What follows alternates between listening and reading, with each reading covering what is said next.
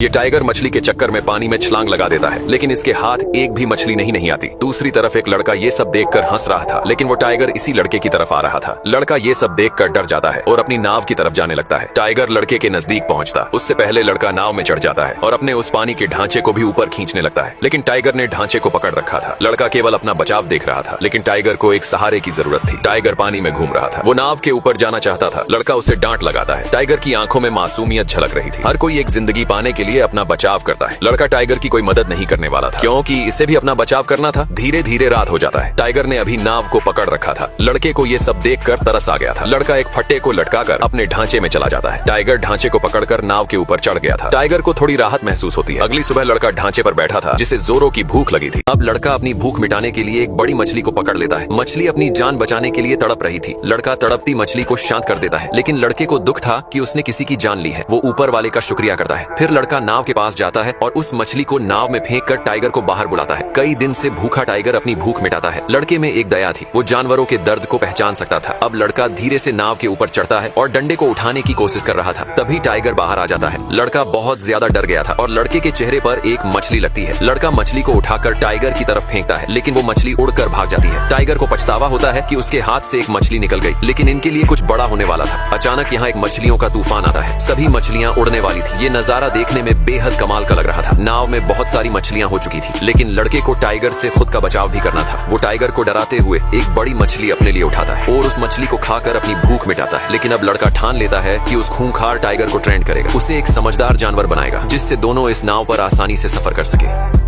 अब लड़का उस खूंखार टाइगर को एक डंडे की मदद से ट्रेंड करता है। टाइगर बहुत गुस्से में था, लेकिन लड़का हार नहीं मानता। वो हर तरह से प्रयास करता है। डंडे में मांस के टुकड़े फंसाकर उसे खिलाता है, ताकि टाइगर एक पालतू जानवर की तरह बर्ताव करे। आखिर में लड़का चिल्लाकर उसे अंदर भेज देता है। आज की ट्रेनिंग काफी अच्छी हुई थी, लेकिन लड़का अभी भी टाइगर से अलग अपने ढांचे में रहता है, क्योंकि टाइगर पर भरोसा नहीं किया जा सकता था। धीरे धीरे कई दिन बीत जाते हैं। लड़का टाइगर के बिल्कुल करीब आ चुका था। टाइगर भी लड़के को कोई नुकसान नहीं पहुंचा रहा था। तभी लड़के ने देखा एक भयानक तूफान इनकी तरफ आ रहा था। ये तूफान जानलेवा तूफान था, लेकिन लड़का इस तरह के तूफान से बहुत खुश था। लड़का चिल्लाकर ऊपर वाले को शुक्रिया कहता है। आखिर जो भी हो, प्रकृति के आगे दुनिया की हर एक चीज फीकी है। लड़का और टाइगर इस भीषण तूफान में खुद को एक नाव पर संभाले हुए थे। अगली सुबह सब शांत हो चुका था, लेकिन आसमान का नजारा बेहद सुकून भरा था। अब पूरे 1 महीने बीत चुके थे। भूख के कारण दोनों की हालत बुरी हो चुकी थी। दोनों कमजोर हो चुके थे। लड़का टाइगर के पास जाता है, उसके मुंह में पानी डालता है। आखिरकार अंतिम घड़ी में लड़के ने टाइगर को छूकर महसूस किया। टाइगर भूख के कारण कमजोर हो चुका था। दोनों एक अच्छे दोस्त बन चुके थे। इतनी भूख टाइगर कभी बर्दाश्त नहीं करता, लेकिन आज वो बिल्कुल लाचार और मजबूर था। अब टाइगर और लड़का दोनों भूख से तड़प रहे थे। पूरे 15 दिन तक खाना न मिलने से दोनों बहुत कमजोर हो चुके थे और जीने की उम्मीद छोड़ चुके थे। लड़का अपने मम्मी पापा को याद करता है, जो अब इस दुनिया में नहीं थे। अगली सुबह लड़के की आंख खुलती है और वह देखता है कि उनकी नाव एक आइलैंड के किनारे लगी हुई है। लड़का नीचे उतरकर नाव को बांध देता है और वहाँ की जंगली घास खाने लगता है। ये आइलैंड कुछ अजीब था। तभी लड़के को किसी की आवाज सुनाई देती है। उसने देखा कि वहाँ बहुत सारे नेवले थे। लड़का उनके बीच चला जाता है और पानी में कूदकर नहाने लगता है। इस आइलैंड पर बहुत सारे नेवले रहते थे। टाइगर भी नेवलों का शिकार कर अपनी भूख मिटा रहा था। धीरे धीरे सूरज ढलने लगता है और सभी नेवले जंगल के अंदर जाने लगते हैं। लड़के ने रात बिताने का इंतजाम कर लिया था, लेकिन नेवले फिर भी उसके पास आ गए। लड़का उन्हें भगाने की कोशिश करने लगता है। रात का समय कुछ अलग सा दिखाई दे रहा था। लड़का एक फल तोड़ता है और उसे खोल कर देखता है, लेकिन वह फल जहरीला था। इस आइलैंड पर रात के समय हर चीज जहरीली हो जाती थी। अगले दिन लड़का वहाँ से जाने की तैयारी करता है। उसने बहुत सारी जंगली घास और मीठा पानी अपने साथ रख लिया था। फिर वह टाइगर को आवाज लगाता है। टाइगर भागता हुआ आता है और नाव पर बैठ जाता है। दोनों अगले सफर के लिए निकल पड़ते हैं।